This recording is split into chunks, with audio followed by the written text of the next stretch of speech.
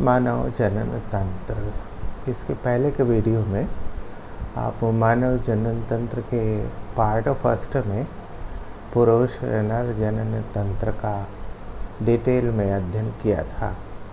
आज उस अध्ययन के छोटे से भाग में प्रश्न के रूप में हम इस चीज़ को लेंगे ताकि ये पता चले कि अध्ययन कहाँ तक हुआ है। उस प्रश्न के रूप में जो प्रश्न मिल रहे हैं उन प्रश्नों में आप देखिए कौन कौन से प्रश्न आते हैं। प्रश्न नंबर 1 है, वृषण क्या है और कहाँ तथा क्यों स्थित होता है, तो इसके कार्य क्या है। दूसरा प्रश्न, शुक्र जनन नलिका जिसको कि अंग्रेजी में सेमिनिफेरस ट्यूब्यूल्स कहते हैं, क्या है, इसकी जनन के एपिथेलियम में कितने प्रकार की कोशिकाएं पाई जाती हैं और इन कोशिकाओं के कार्य क्या है। तीसरा प्रश्न है, लीडी कोशिकाएं क्या हैं और इनका महत्व लिखिए। और चौथा प्रश्न जो बहुत इम्पॉर्टेंट प्रश्न है, ये अक्सर बोर्ड परीक्षाओं में पूछा जाता है कि वृषण या शुक्र जनन नलिका जिसको सेमिनिफेरस ट्यूब्यूल्स कहते हैं का नामांकित चित्र कीजिए।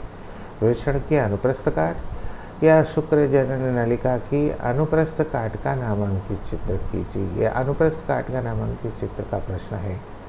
और फिर उसी प्रश्न का भाग है कि निम्न के कार्य लिखिए। एक रेटी टेस्टिस है, वासा इफरेंशिया है, एपिडिडाइमिस है, वास डिफरेंस है और यूरेथ्रा, इनके कार्य लिखने हैं। तो पहली चीज़ वृषण क्या है। आप शुरू में वृषण के बारे में पढ़े हुए, यानी मानव का जो जनन तंत्र है वो 2 भाग में है, नर जनन तंत्र और मादा जनन तंत्र। तो जब जनन तंत्र का अध्ययन करते हैं तो वो 3 हेडिंग में अध्ययन किया जाता है। पहली हेडिंग के अंतर्गत हम उन अंगों का अध्ययन करते हैं जो जनन की क्रिया में भाग लेते हैं। ये अंग 2 प्रकार के आते हैं, एक मुख्य या प्राथमिक जननांग या मेन या प्राइमरी रिप्रोडक्टिव ऑर्गन, दूसरा सहायक जननांग एक्सेसरी रिप्रोडक्टिव ऑर्गन और तीसरा सहायक ग्रंथ या एक्सेसरी रिप्रोडक्टिव ग्लैंड्स। तो चूँकि वृषण का है इसलिए वृषण के बारे में आपको ये पता होना चाहिए कि इसके पहले आप नर जनन तंत्र का जो अध्ययन किए हैं उसमें वृषण का उल्लेख हुआ है। तो जो पुरुष है यदि मनुष्य में जो नर जनन तंत्र है उसमें वृषण उसका मुख्य भाग है, यानी वृषण पुरुष का मुख्य या प्राथमिक जननांग है। उसको अंग्रेजी में मेन या प्राइमरी रिप्रोडक्टिव ऑर्गन कहते हैं। इस वृषण में शुक्राणुओं का निर्माण होता है और नर लिंग हार्मोन टेस्टोस्टेरोन का भी निर्माण और स्रावण होता है। वृषण जो है ये उदर गुहा से बाहर वृषण कोश में स्थित होते हैं, यानी टेस्टिस जो है उदर गुहा एब्डोमिनल कैविटी से बाहर वृषण कोश यानी स्क्रोटम या स्क्रोटल सैक में स्थित होते हैं। लेकिन समस्या यह है, प्रश्न ये है कि ये क्यों स्क्रोटल सैक में उदर गुहा से बाहर क्यों स्थित होते, क्यों नहीं ये उदर गुहा अन्य अंगों की तरह उदर गुहा में ही ये क्यों नहीं स्थित होते, ये उदर गुहा से बाहर क्यों स्थित होते हैं। कारण इसका ये है कि वृषण में शुक्राणुओं यानी स्पर्म्स का निर्माण होता है। स्पर्म के निर्माण की प्रक्रिया में उसके परिपक्वन की भी प्रक्रिया होती है, ये ताप आधारित होती है।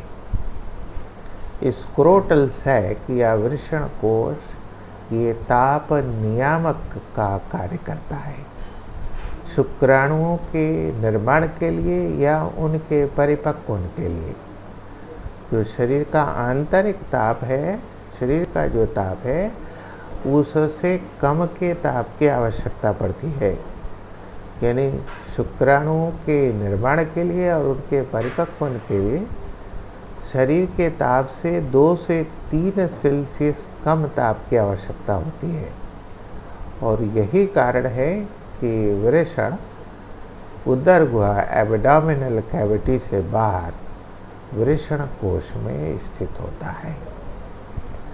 तो शुक्र जनन की प्रक्रिया के लिए और शुक्राणुओं के परिपक्व होने के लिए शरीर के ताप से 2 से 3 सेल्सियस कम ताप की आवश्यकता पड़ती है। इसी कारण वृषण उदर गुहा से बाहर वृषण कोश यानी स्क्रोटल सैक में स्थित होता है। यह ताप नियामक का कार्य करता है। अब वृषण के कार्य क्या है? तो वृषण में शुक्राणुओं का निर्माण का कार्य होता है और दूसरा नर लिंग हार्मोन यानी मेल सेक्स हार्मोन टेस्टोस्टेरोन का निर्माण और श्रावण का भी कार्य यही होता है। दूसरा प्रश्न हमारा जो है वो ये है कि शुक्र जनन नलिका यानी सेमिनिफेरस ट्यूब्यूल क्या है, इसकी जननी के एपिथेलियम से कितने प्रकार की कोशिकाएं बनती हैं और इनके कार्य क्या है। तो शुक्र जनन नलिका सेमिनिफेरस ट्यूब्यूल की पहचान करनी है, ये क्या है।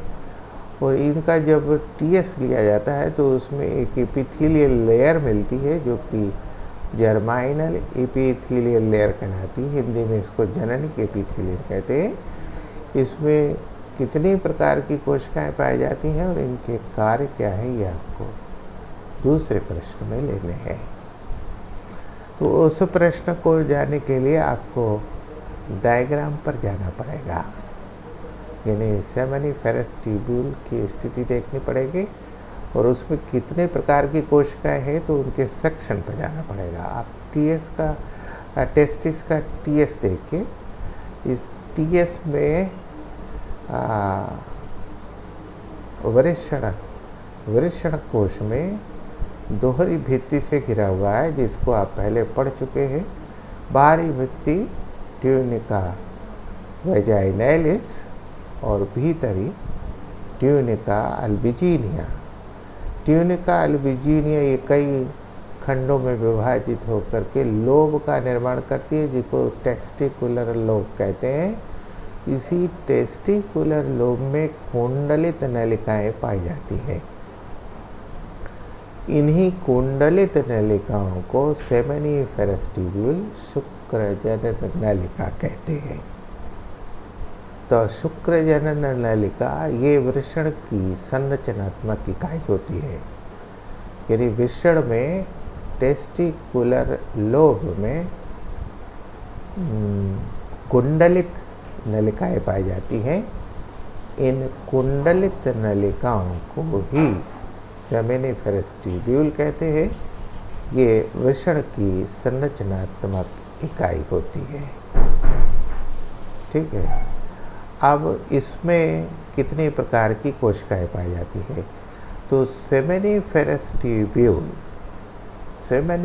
ट्यूब्यूल का जब हम टीएस लेते हैं तो इसकी जर्माइनल एपिथेलियम में हमको 2 प्रकार की कोशिकाएं दिखाई देती है। एक प्रकार की कोशिका स्पर्मेटोगोनिया कहलाती है और दूसरी प्रकार की कोशिका इसके बीच बीच में जो पाई जाती है इसको सरटोली सेल कहते हैं। इसी को नर्स सेल कहते हैं। तो स्पर्मेटोजेनेसिस के द्वारा यानी स्पर्मेटोगोनिया शुक्राणु जनन की प्रक्रिया के द्वारा शुक्राणुओं का निर्माण करती है। यानी स्पर्मेटोगोनियल सेल का कार्य जो है वो शुक्राणुओं के निर्माण करने में है। दूसरा नर्स सेल या सरटोली सेल जो है ये बन रहे शुक्राणुओं के पोषण का काम करते हैं। तो ये इस दूसरे प्रश्न का जवाब हुआ। फिर अगला प्रश्न जो है वो लेडिक सेल क्या है और इनके कार्य क्या है। तो जो सेमिनिफेरस ट्यूब्यूल है उसका जो टीएस सेक्शन है उस टीएस सेक्शन में देखिए कि सेमिनिफेरस ट्यूब्यूल्स के बीच बीच में कनेक्टिव टिश्यू में इंटरस्टिशियल सेल्स अंतराली कोशिकाएं पाई जाती है। सेमिनिफेरस ट्यूब्यूल्स के बीच बीच में कनेक्टिव टिश्यू में यानी संयोजी ऊतकों में बीच बीच में अंतराली कोशिकाएं पाई जाती हैं, इंटरस्टिशियल सेल्स पाई जाती हैं। इन्हीं कोशिकाओं को लीडिक सेल कहते हैं। इन्हीं लीडिक सेल द्वारा नर हार्मोन टेस्टोस्टेरोन का स्रावण निर्माण होता है। ये बहुत इम्पॉर्टेंट प्रश्न था, ये अक्सर पूछा जाता है। अब अंतिम प्रश्न में था कि रेटी टेस्टिस, वासा इफरेंशिया, एपिडिडाइमिस, वास डिफरेंस और यूरेथ्रा के काम क्या हैं। यह आवश्यक है बायोलॉजी में कि आप चित्रों को गहन अध्ययन में रखें। जब तक चित्र आप नहीं याद रखेंगे, इन प्रश्नों का आप जवाब नहीं दे सकते।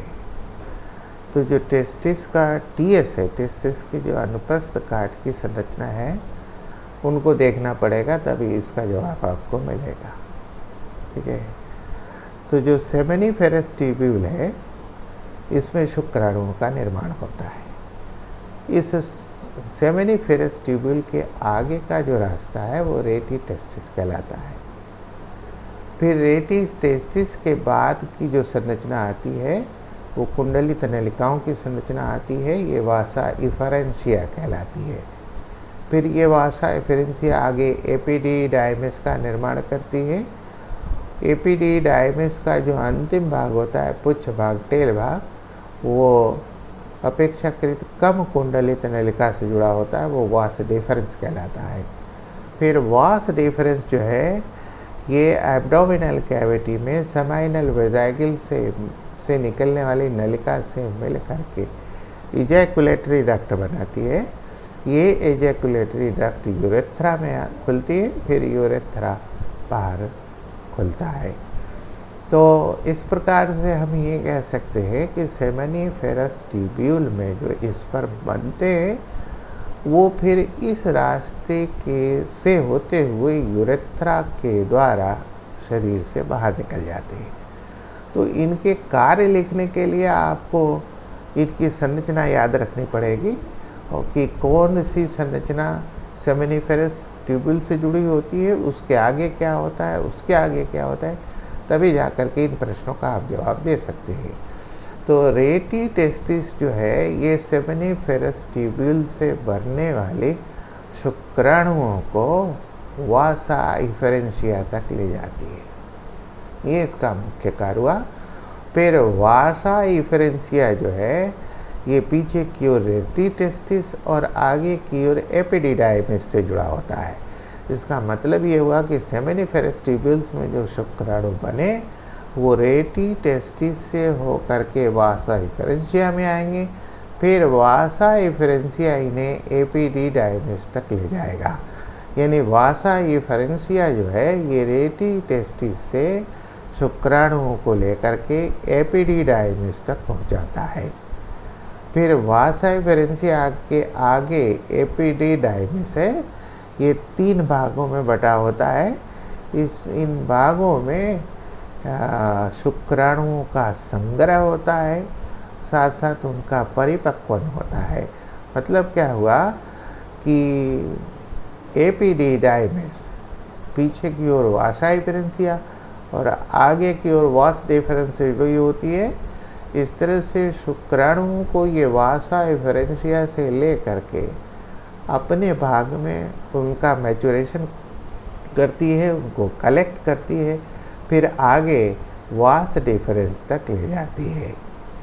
फिर वास डिफरेंस जो है ये एपिडिडाइमिस से शुक्राणुओं को ले जाता है और फिर इसे इजैकुलेटरी डक्ट में छोड़ता है। फिर इजैकुलेटरी डक्ट आगे यूरेथ्रा से जुड़ता है, यानी यूरेथ्रा जो है फिर स्पर्म्स को बाहर की ओर स्थानांतरित करता है। तो कहने का मतलब ये हुआ कि जब तक आप चित्रों का गहन अध्ययन नहीं करेंगे, चित्रों को बार बार नहीं बनाएंगे, चित्रों का नामांकन बार बार नहीं करेंगे, तब तक ये स्थिति क्लियर नहीं होगी और आप प्रश्नों के जवाब नहीं दे पाएंगे। इसलिए आवश्यक है कि आप चित्रों को बार बार ड्रा कीजिए, उनका नामांकन कीजिए। वो तभी पता चलेगा कि कौन सा अंग किससे कनेक्ट है, और तब जाकर के उस पर आधारित प्रश्नों के उत्तर आप दे सकते हैं। इसके आगे की स्थिति अगले दिन क्लियर होगी।